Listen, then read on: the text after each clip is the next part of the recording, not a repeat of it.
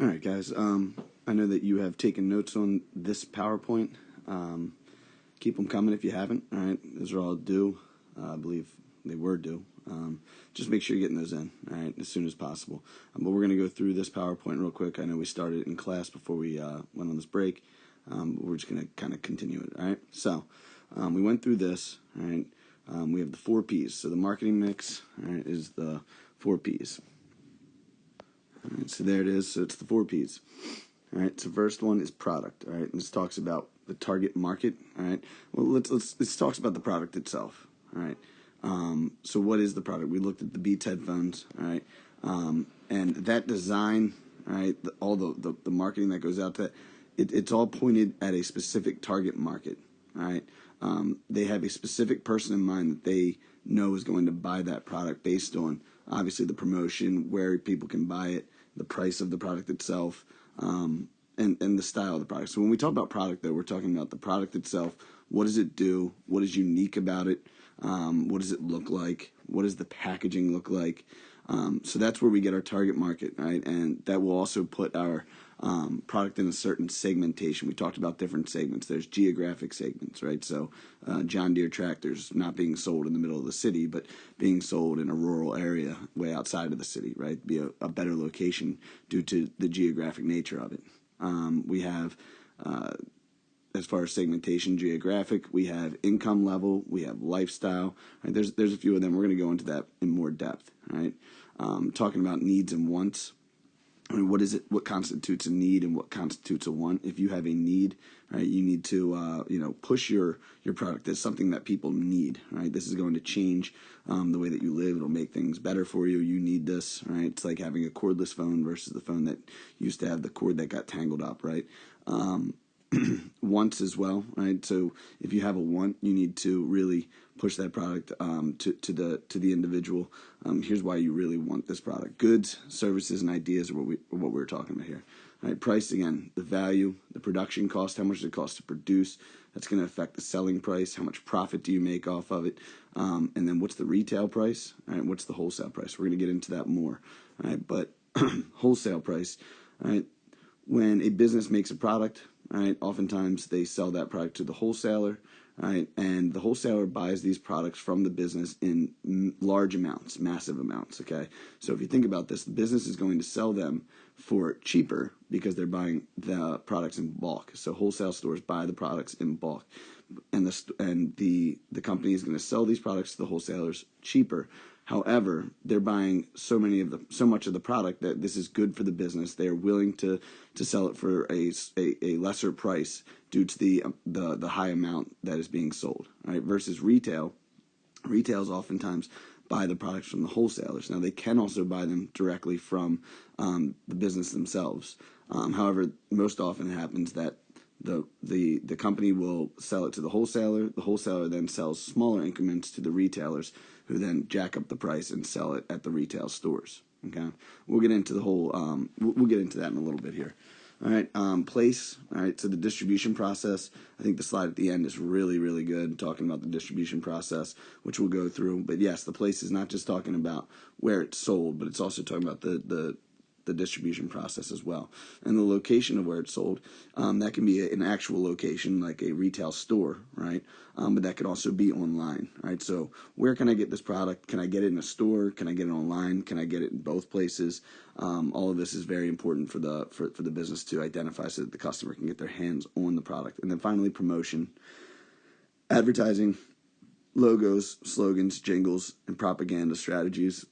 We're going to look at some very interesting different types of advertising. There was a interesting. It was a water bottle. I couldn't remember exactly what water bottle it was, and I believe this was on Shark Tank. But during the Tour de France, there was a guy dressed up as a giant water bottle. I think it was called Clean Bottle or something like that. He was dressed up as a giant water bottle running along the streets during the Tour de France, and was on TV a ton. Right, he was on TV a ton of times. It cost that company absolutely nothing. At all, right? They didn't have to pay a single dollar for that advertising, yet they were on TV for one of the biggest biking events in the entire world, or the biggest biking event in the entire world. So they got a lot of free marketing out of that. It's called guerrilla advertising, right? So we are going to guerrilla marketing. We're going to get into that as well. All right, and you guys are familiar with the logos, the slogans, and the jingles. About the logo, recently Curly went through a big change, right? Not a big change, but we made the shield, right, part of our every single logo for every single team, right? And we have specific font that every single athletic team uses. That shield is something that is brand recognition, right? When people see the shield, they think of Archbishop Curly. So that is something that we made sure that is on every single uniform. It's on the football helmets, it's on the lacrosse helmets, it's on the baseball hats. No one is. It used to be that people could, hey, make your own logo, right? So a friar holding a lacrosse stick used to be one of the lacrosse logos. Very cool logo. However, it wasn't brand recognition. It's important to have a logo that people recognize, and that they see it and they go, oh, Curly, that's Curly right there, right? And the same thing happens with other local schools. You see those stickers on cars as well. All right. So a good service or idea is a product. When we look at product, all right, the P for product, a good service or idea that is created for the purpose of satisfying a need or want. Right? A need is a consumer's desire for a product or service specific benefit, whether that be be functional or emotional. A need is a consumer's desire for a product or service's specific benefit, right? Whether that be functional or emotional.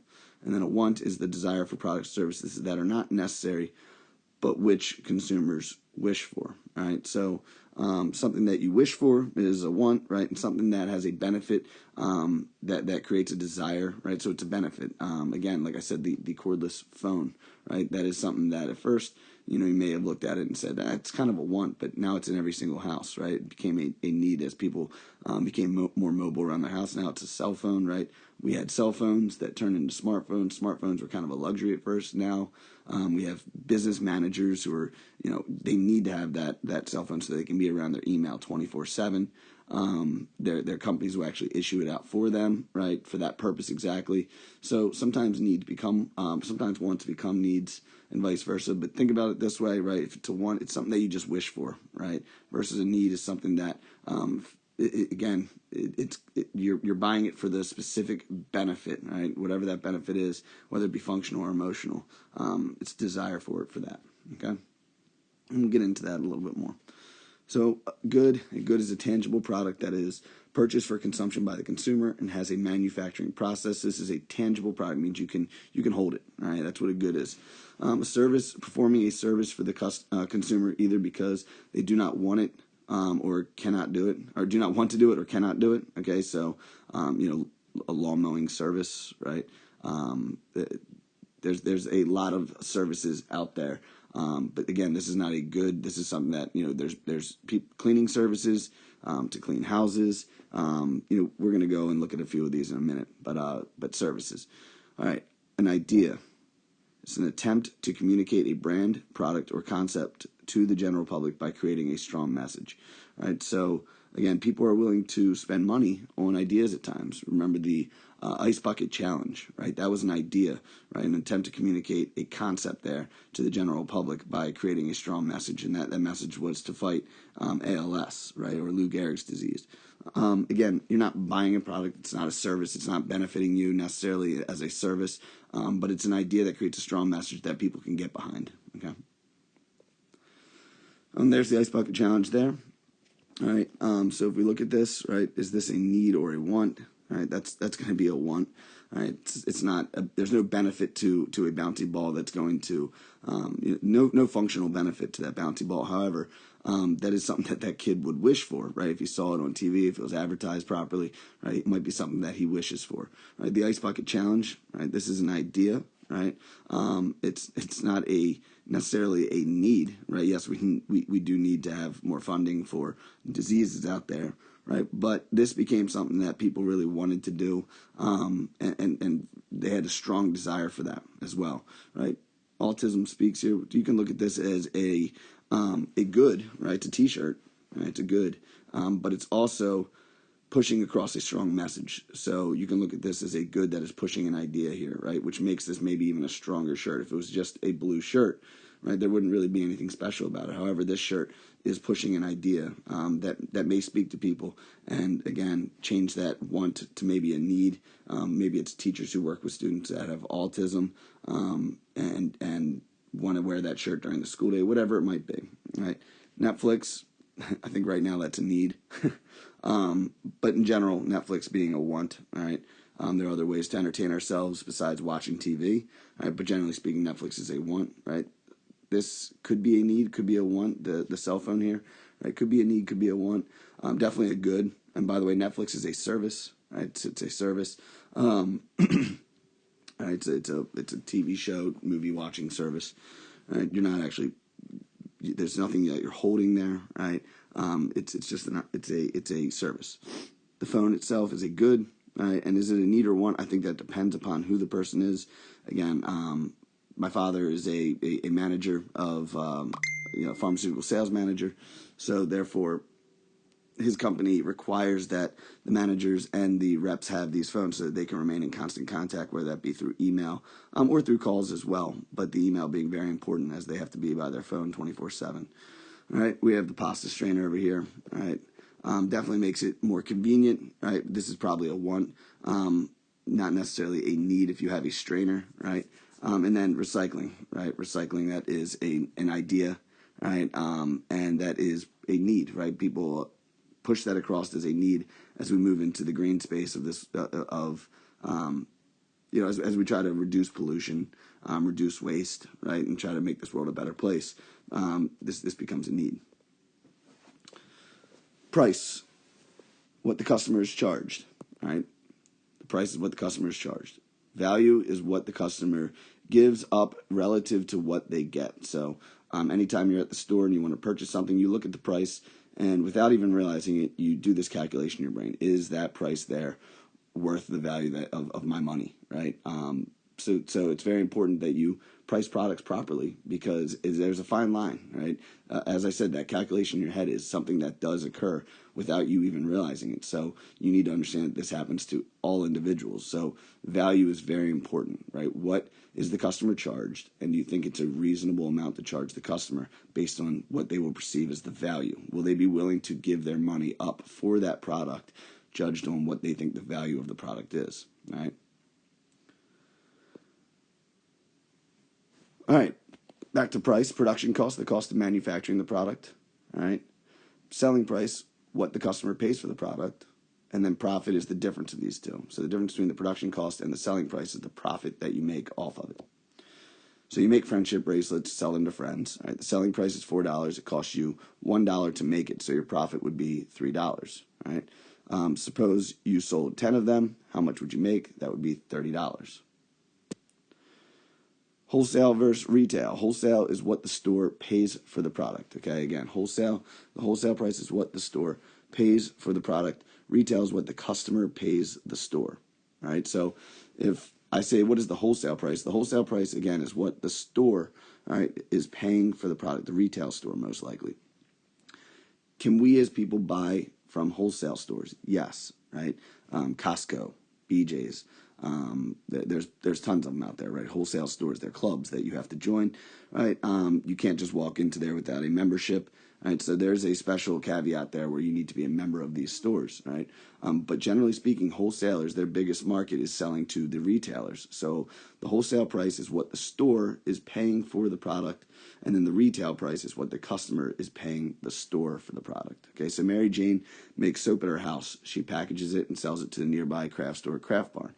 Each bar costs her $1.25 to make. She sells the bar to Craft Barn for $3 each. Then the Craft Barn sells it for $6.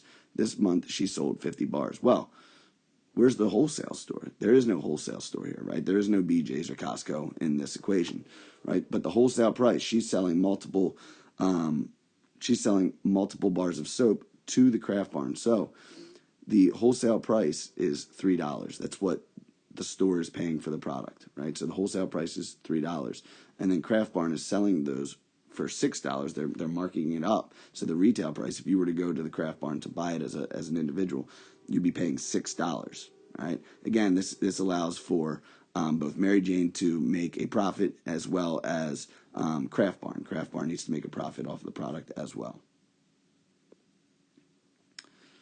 Mary Jane makes soap at her house. She packages it and sells it to a nearby craft store craft bar. Each bar costs $1.25 to make. She sells the bars at Craft Barn for $3 each. The Craft Barn then sells it for $6. This month, she sold 50 bars.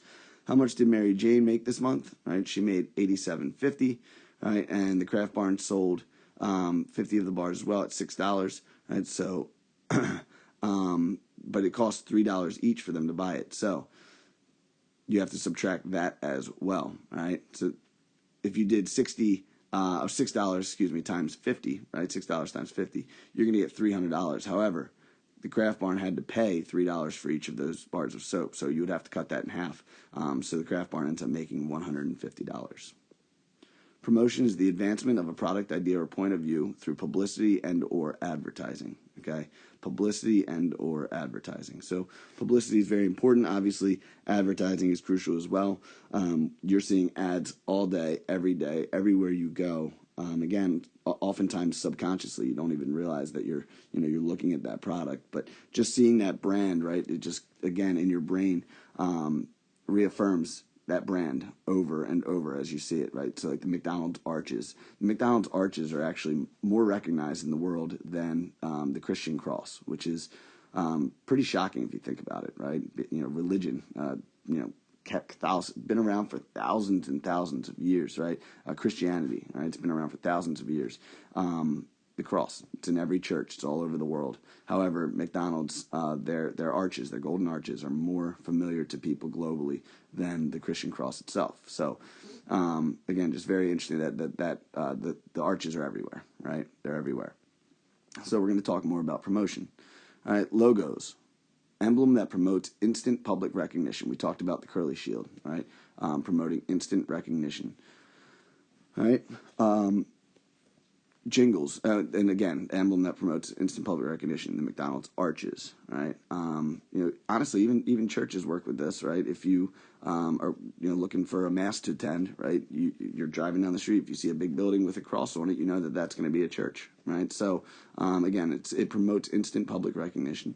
Jingles, it's a catchy tune or phrase designed to be easily remembered, right? 877 Luna, right? We got a whole bunch of jingles. We were singing them in class the other day. Go to the general and say sometime, right? It just, again, is a jingle that is there that you constantly remember. And the catchy tune really gets into your head, right? And sometimes you might be saying those multiple times during the day. You can't get it out of your head.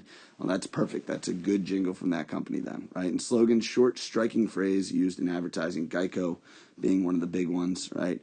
15 minutes can save you 15% or more on your car insurance by switching to Geico, right? And here we are just giving all these advertisements out during this video, But again, those slogans, they stick with you. You see those commercials all the time. You remember them. You memorize them. And one day you're going to be looking for car insurance, and the first place you're probably going to look is Geico, right? And that has a lot to do with their fantastic advertising. The goal of promotion is to make you aware of the product, to get their product in your head and keep it there, right? To get the product in your head and keep it there. So that's very important, right? You want to not only just make someone aware of it, but you want the product to be sitting in their head, right? And you want to keep it there so that they're always constantly thinking about the product, okay? And if you do that, then you've perfected the promotion, all right? So here's some promotional strategies, and these are just a few, right? These are just a few. You guys have seen TV commercials, right? There's now, social media, which is on here, right? But social media advertising, you see that all the time. YouTube advertisements. There's all different types of advertisements, but here's different types of strategies that you can use. Promotional strategies. First, contests. Some require a purchase, some do not. The idea is to promote your brand and to put your logo and name in the public eye rather than actually make money, right? So, again, the monopoly at McDonald's, right? There's contests on radio stations often, right? So that people are calling in and making sure that they're listening. There's a lot of different contests. There was one recently through Fox for the iHeartRadio. It was actually canceled for the iHeartRadio concert, though. And again, the purpose of this is not really to necessarily make money, right? It's just to get your logo, your brand in the public eye, so that, again, you get the brand in the person's head. They're thinking about it. It's rolling around there, and hopefully it stays in there, Okay, so contests are a big way. The Monopoly one at McDonald's is a very famous one. Safeway does a Monopoly one as well. So every time you're at Safeway, you can earn points, and they give you a Monopoly board. And again, they're not making money off of it because they're technically losing money, because they have to pay out for these rewards, right? So technically losing money. However, again, people are going to the store specifically to play that contest, right, and become loyal to these stores such as Safeway. Social media companies can promote products in a more relaxed environment, connect with the world of potential customers. Social media is very pointed, right? You can direct your advertisements to who you believe your target market is, right? Again, we talked about LeBron James and the Beats headphones, right? Beats will say, hey, can you put a video of you in the gym with the Beats headphones on? You don't need to necessarily say anything, but you just walking around the Beats headphones, showing the brand off a little bit will really help us out, right? And again, that might be perfect for the target market, and it connects with the world of potential customers. All right, so that's a pretty amazing way of it's new, right? When I was in college going over this, social media was definitely important, but it hadn't gotten to the point it is today, right? So social media is a very powerful tool for promoting. Product giveaways allow potential customers to sample product, great for new products. If you've ever gone to the store and seen free samples, I'm sure you've walked up and grabbed one. I remember being a kid and going into BJ's with my mom, and there was someone selling Swedish meatballs, right? I still remember that, and I loved them, right? It was the first time I ever tried a Swedish meatball. And we ended up buying the product because I kept bugging my mom about it. I was like, those are so good. Can we get those Swedish meatballs from BJ's? They were very good. So again, you allow customers to sample product. It's great for new products. So just giving away the product because, hey, if you have a good product and people don't know about it and they don't know what it tastes like, they may not be willing to purchase it until they know what that product tastes like. Or if it doesn't have to be food, it can be another product that you get out there to the world, give out some samples, and that can travel by word of mouth. Look at this, I got this product, it's amazing. Oh wow, that is awesome. Where do you get that, right? So it's great for new products. Point of sale and end cap marketing aimed at convenience selling, where products are placed in the end cap of an aisle so it's easily accessible, right? So do you go down every single aisle at the grocery store? Do you go down every single aisle at Walmart? Do you go down every single aisle at Best Buy? Probably not. However, you will walk down the end aisles, right, until you find the aisle that you want. And again, point of sale, end cap marketing. If products are placed on those end caps, it's more likely that people will pass those and see the products there. Oftentimes when new CDs are out, right, new CDs or new albums, right, are out, they at Best Buy they'll put the new ones, the top sellers, right, or the ones that they're trying to promote. They'll put those on the end caps so that you see them. Those are the first CDs or albums that you pass.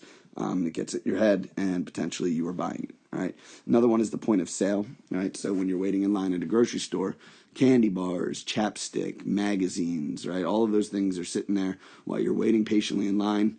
And oftentimes your eye wanders over to the candy, might be the gum, might be the magazine, right? The People magazine with all the gossip on it, right? A lot of times people are caught by that and they go, yeah, you know what? I do need some chapstick right now. It's gotten me many a times. Or, yeah, you know what? I do need some gum. My breath kind of stinks, right? And it's not something you were thinking about when you walked into the store. But as you're waiting in line, you're going to end up buying some of those products. So that's called point of sale, all right? And then finally, customer referral incentive program encourages current customers to refer new customers to the store. Free products, discounts, and cash rewards can be incentives. Okay, so this is big. This is something that happens at the gym that I go to. Right? The gym that I go to is pretty expensive, but it offers a great product. There's a pool there, indoor, outdoor on top of the roof of this gym. It's got great great machines in there. It's very big, open space. But it's expensive, and they want to continue to get people into the gym, so they rely on word of mouth. So if we refer people to the gym, we end up getting a month half off or something like that, right? So they will provide us cash rewards, basically, discount if we bring people into the gym that eventually sign up. So if you refer someone, they sign up and use your name when you sign up for the gym, I get the discount. So it makes me someone that is basically working almost for the company as a marketer. Right, as a promoter. Place the product is properly distributed and available in a convenient location at the right time. All right. The product is properly distributed. It has to be properly distributed and available in a convenient location at the right time. All right. Also known as distribution.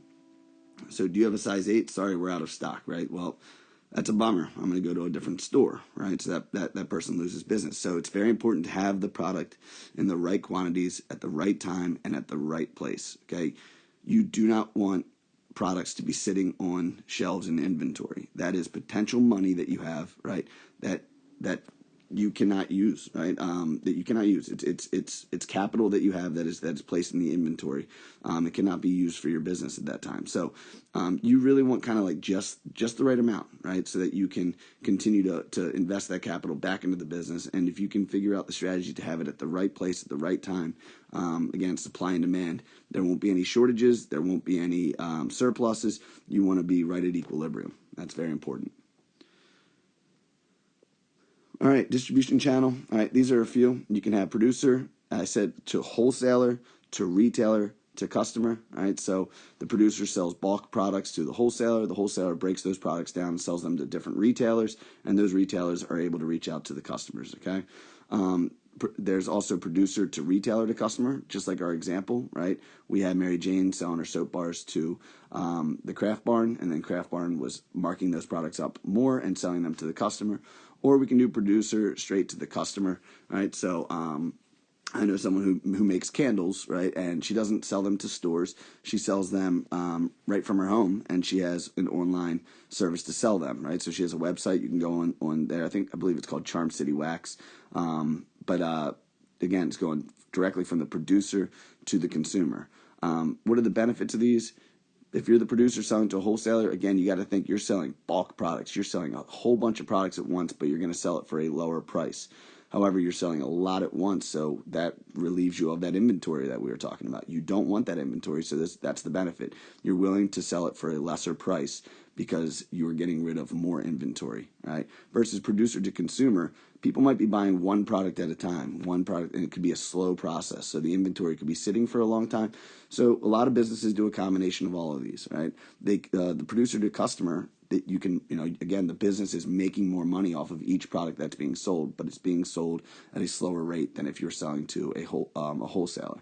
Some products can't be sold to wholesalers because it's not necessarily a bulk product, right? It's not a product that, you're not going to sell, 1,000 Pelotons, to BJ's or Costco or something like that, okay? So again, some products are just producer to retailer to customer, right? Or just producer to customer, oftentimes online, or it can be at that location as well. All right, and this is really the last important one here. So wholesaler, right? It says the channel intermediaries. Pay attention to this. All right, wholesaler. Here's kind of like the benefits, what they do. All right, the wholesaler break down bulk into smaller packages for resale. So they purchase bulk from the business, right? From the company, right? They then break it down into smaller packages for resale. All right. They take the ownership away from producers and sell to retailers. So immediately once the producer, right, sells it to the wholesaler, the producer doesn't have to worry about that anymore, right? That's not on them, right? So they're done, right? They've made their money. It's over. They don't have to worry about anything else. They don't have to worry about, they still have to worry about advertising it, of course, and making sure that the product is selling because you want the wholesaler to purchase it again, right? But at that point, right, the liability of the money is out of your hands, right?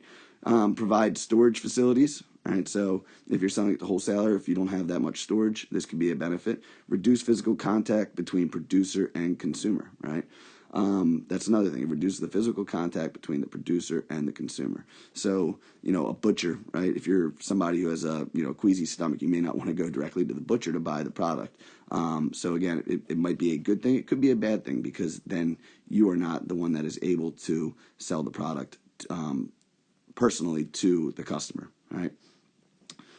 Retailer, strong personal relationship with consumer, right? So retailers, oftentimes like Best Buy, right? They come up, ask you if you need help. If you tell them, hey, I'm looking for a pair of headphones, something that is on the cheaper side, but, I don't need the top end either. They're going to, again, establish a relationship with you, go over to the headphone section with you and explain the products as best as they possibly can. It holds several brands and products, so the retailer, right, allows you to compare the different brands that are available. again, this could be a benefit if you have a special product that is unique, that has a benefit. Your product could stand out over the rest. Often offers credit to customer, okay, and have a strong brand themselves, right? So Ross, Walmart, right? So people are going to be coming into these stores because they know about them. So I think that's an important thing. If you're selling a new technology product and you sell it at Best Buy, people might not know about your product, but they know about Best Buy. I'm going to pause this.